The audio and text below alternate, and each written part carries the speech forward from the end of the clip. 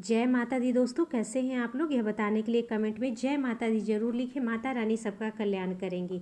दोस्तों, आज के इस वीडियो में हम आप लोगों को करवा चौथ व्रत की 2 कथा सुनाएंगे। वैसे तो करवा चौथ व्रत के बारे में कई कथाएं प्रचलित है, लेकिन आज के इस वीडियो में हम आपको 2 कथा के बारे में बताएंगे। जिसमें पहली कथा के मुताबिक एक साहूकार के 7 बेटे और एक बेटी थी। बेटी का नाम था करवा। एक बार किसी कारणवश वह अपने मायके में भाइयों के पास आई हुई थी, इसलिए उसे मायके में ही करवा चौथ का व्रत रखना पड़ा। रात में सभी भाई खाना खा रहे थे। उन्होंने बहन से भी भोजन करने को कहा, लेकिन करवा ने बताया कि अभी चांद नहीं निकला है। चांद देखने और पूजा करने के बाद ही वह खाना खाएगी। बहन की भूखी प्यासी हालत भाइयों से देखी नहीं जा रही थी। उन्होंने बहन का व्रत तोड़वाने के लिए एक तरकीब सोची। करवा का सबसे छोटा भाई दूर एक पीपल के पेड़ में दीपक लेकर चढ़ गया। बाकी भाइयों ने करवा से बोल दिया कि चांद निकल आया है।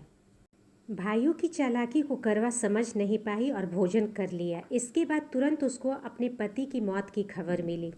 करवा की भाभी ने उसे बताया कि तुमने व्रत को विधि विधान से नहीं किया, इसलिए देवता नाराज हो गए। बताते हैं कि पति के शव के साथ करवा पूरे 1 साल तक बैठी रही और उस पर उगने वाली घास को जमा करती रही। 1 साल बाद जब फिर करवा चौथ का दिन आया तो उसकी सभी भाभियों ने व्रत रखा। जब भाभियां उससे आशीर्वाद लेने आई तो वह उनसे आग्रह करने लगी, यम सुई ले लो, पिया सुई दे दो, मुझे भी अपने जैसे सुहागिन बना दो। लेकिन हर बार भाभी उसे दूसरी से आग्रह करने का बोलकर चली जाती। इस तरह जब 6ठे नंबर की उसकी भाभी आई तो करवा ने उससे भी यही बात दोहराई। उस भाभी ने बताया कि सबसे छोटे भाई की वजह से करवा का व्रत टूटा था। उसकी पत्नी में ही ऐसी शक्ति है जिससे करवा का पति दोबारा जीवित हो सकता है।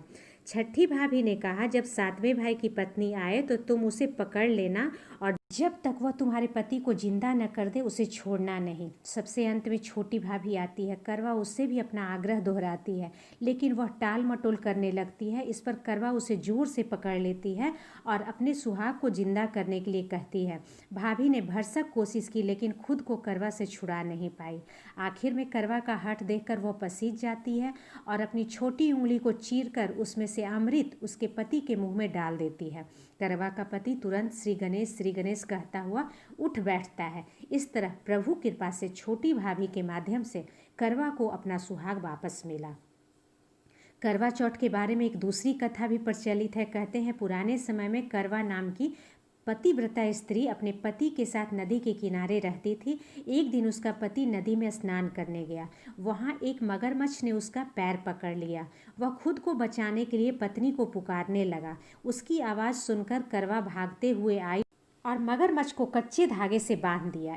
इसके बाद वह यमराज के यहाँ पहुंची और बोली कि मगरमच्छ ने मेरे पति का पैर पकड़ लिया है, उसे आप अपने बल में नरक में भेजो। यमराज बोले कि अभी मगर की आयु पूरी नहीं हुई है, इसलिए मैं उसे नहीं मार सकता। यह सुनकर करवा ने कहा कि अगर आपने ऐसा नहीं किया तो मैं आपको श्राप दे दूंगी। सुनकर यमराज डर गए और मगरमच्छ को यमपुरी भेजकर करवा के पति को दीर्घायु प्रदान दी। बस तभी से करवा चौथ के व्रत का प्रचलन हो गया और हमारी समाज में पूरी तरह से रच बस चुका है। तो ये थी 2 करवा चौथ व्रत की कथा। आप करवा चौथ व्रत कर रही हैं तो करवा चौथ व्रत की पूजा के समय करवा चौथ व्रत की कथा अवश्य सुने। आशा ही नहीं, पूर्ण विश्वास है कि आज की वीडियो आपको पसंद आई होगी। वीडियो को लाइक करें, शेयर करें और चैनल को सब्सक्राइब करें। थैंक्स।